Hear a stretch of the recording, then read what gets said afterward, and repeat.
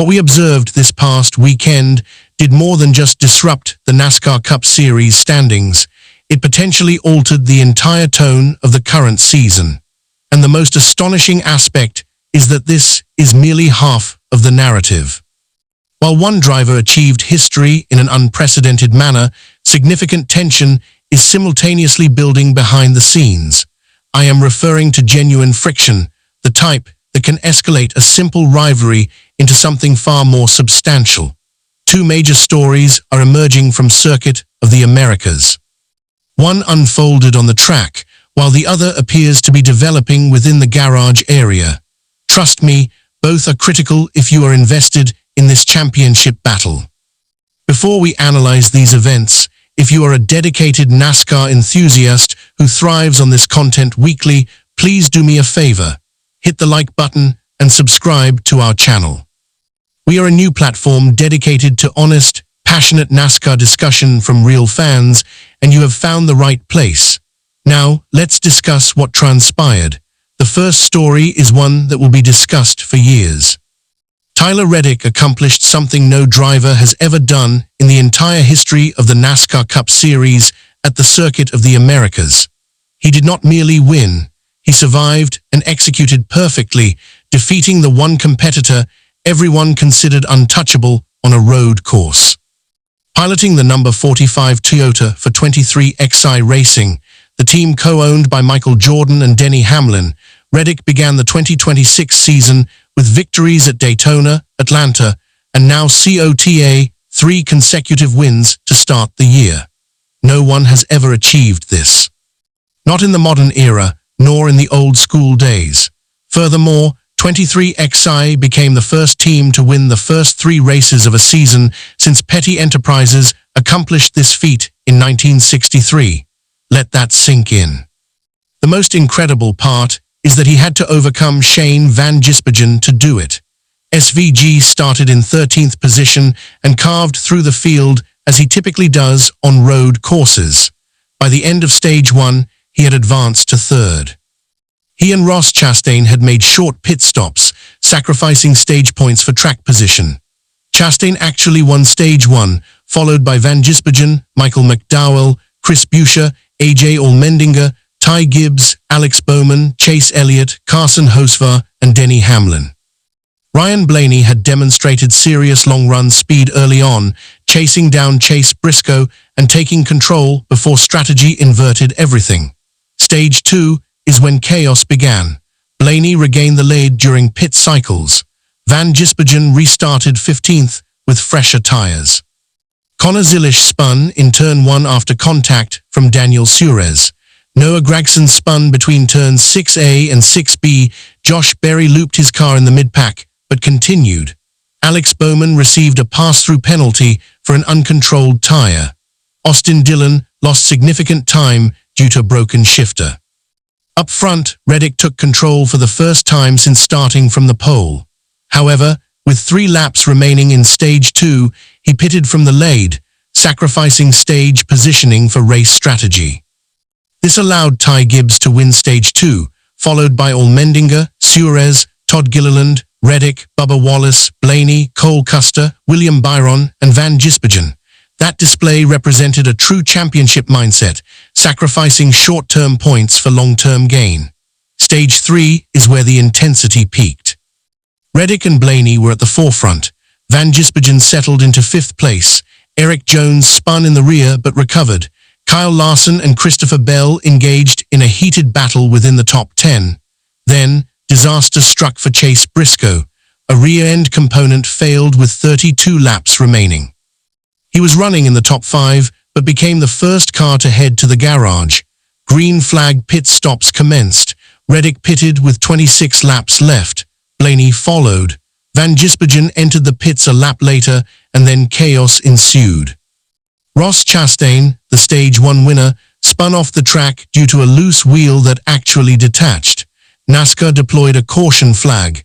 Chastain was held for 2 laps, and penalties are expected next week.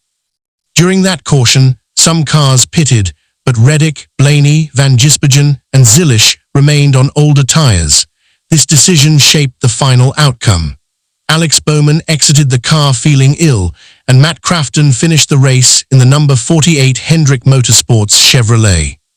On the restart, Van Gisbergen passed Blaney for second place. Zilisch spun again in turn 1, his second incident of the day. Zane Smith got caught up in the debris, effectively ending his day. Further back, Kyle Busch made contact with teammate Jesse Love, sending Chris Buescher spinning at the exit of the final corner. Up front, it was exactly what spectators desired. Reddick versus Van Gisbergen. Bell, on fresh tires, powered his way to third, but never reached the front. SVG closed in rapidly. You could see him stalking, you could feel the tension. Everyone watching thought, here it comes. However, he never secured the run he needed. Reddick remained steady, calm and smooth, making no mistakes. With 5 laps to go, SVG began to fade, possibly due to tire wear or dirty air. Regardless of the cause, Reddick drove away. He crossed the finish line nearly 4 seconds ahead. The final top 5 consisted of Reddick, Van Gisbergen for Trackhouse Racing, Christopher Bell for Joe Gibbs Racing, Ty Gibbs for Joe Gibbs Racing, and Michael McDowell for Spire Motorsports. Rounding out the top 10 were Larson, Elliott, Blaney, Allmendinger, and Hamlin.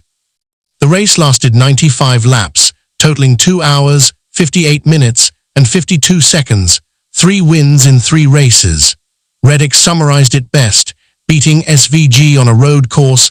The driver he had been striving to defeat for some time made the victory even sweeter. This leads us to the second story, because apparently not everyone in the garage is simply congratulating the winner. According to reports from sources close to the paddock, Shane Van Gisbergen allegedly made strong internal remarks questioning Reddick's performance. These were not public comments, but reportedly private conversations with team members and close associates that leaked.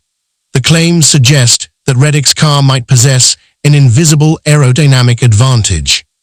It is alleged that the cornering grip appears above normal standards, straight-line speed seems stronger than expected, and tire wear appeared unusually low compared to the rest of the field.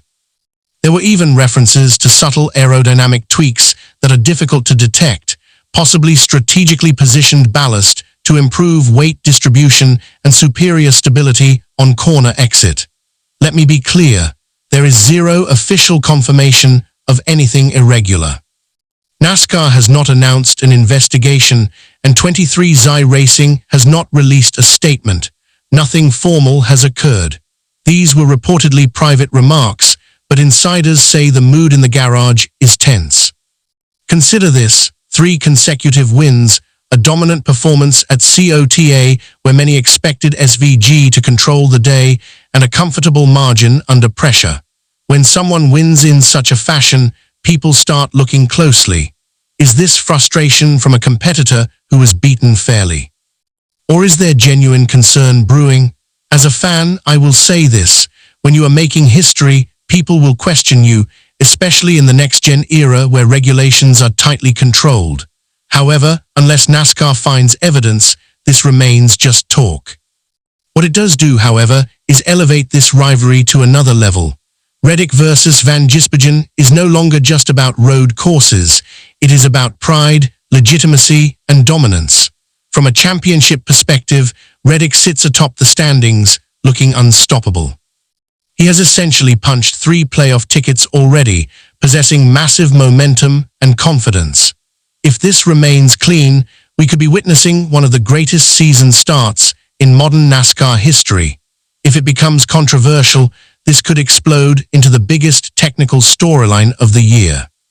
Either way, the early 2026 season has become must-watch television every single week. As fans, this is why we love the sport: the racing, the strategy, the drama, and the rivalries. So what do you think? Is this merely competitive frustration, or is there something deeper here? Share your thoughts in the comments. Let's discuss it. If you appreciate passionate NASCAR coverage like this, please like the video and subscribe to our channel.